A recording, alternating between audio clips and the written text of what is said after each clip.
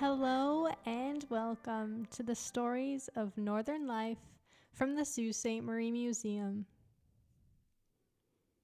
Marking the passing of the Queen, we remember the time she and Prince Phillip stopped on their Canadian tour in Sault Ste Marie. Despite the wrongdoings of the Crown, the visit of the Queen and Prince Phillip was a significant event for Sault Ste Marie, for a prominent figure to visit our small northern city.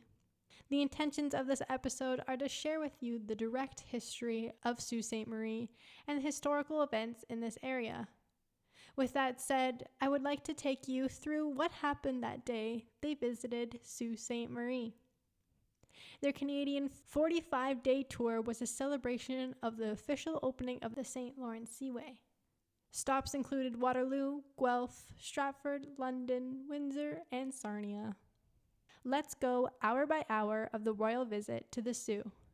And don't worry, they were only here for a few hours. So let's get into it.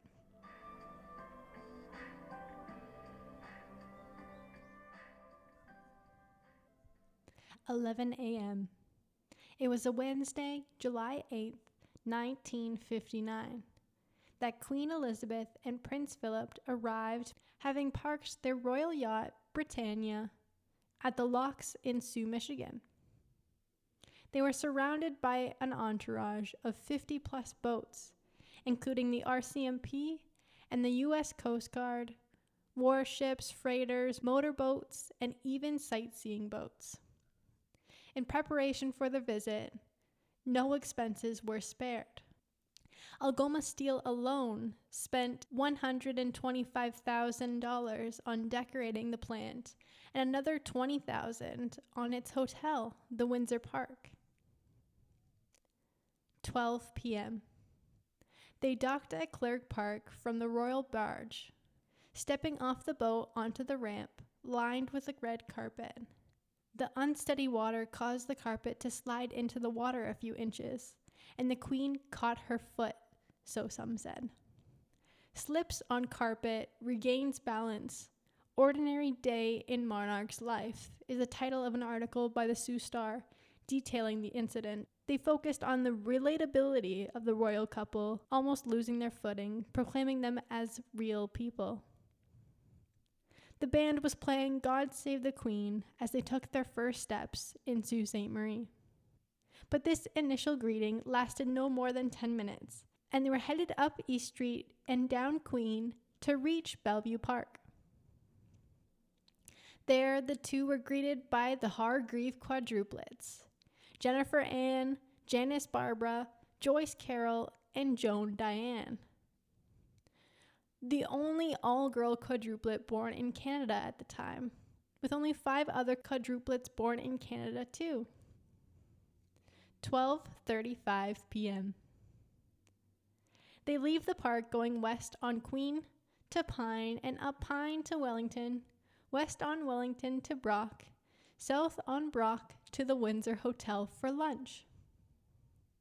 On display at the hotel was a 7-foot-long replica of the ship, the Britannia, made of sponge cake and sugar.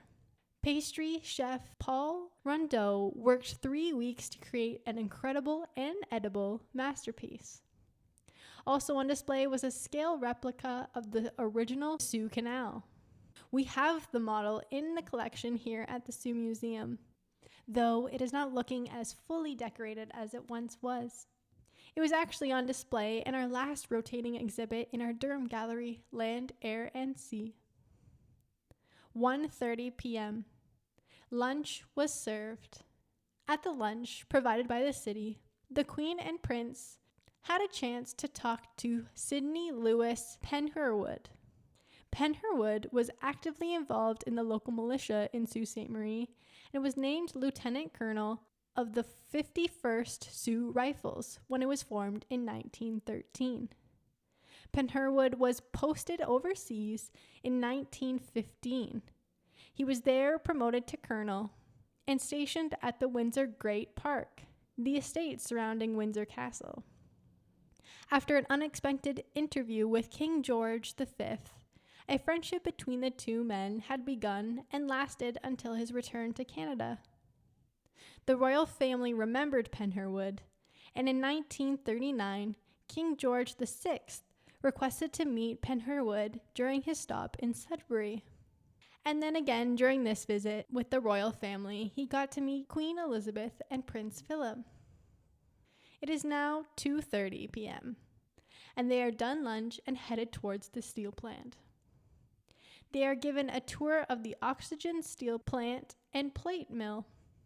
At 3:45, they leave Algoma Steel and go down to the Canadian Ship Canal. After a quick visit, they embark on the royal barge and head back to the royal yacht. Their visit was short, but meant a lot to the city of Sault Ste Marie, to be recognized and acknowledged by people with such high regard. Thank you so much for listening to the stories of Northern life from the Sault Ste Marie Museum.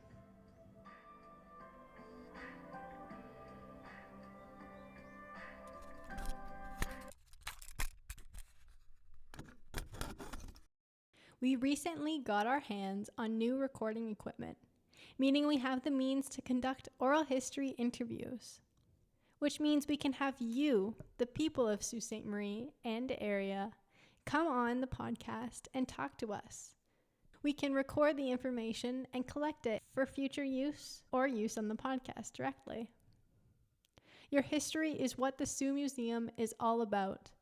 We want to record the stories and lives of the people who live here and who have lived here.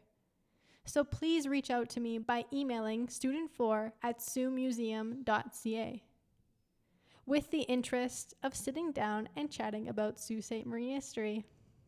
I look forward to chatting with you. Thanks again for listening.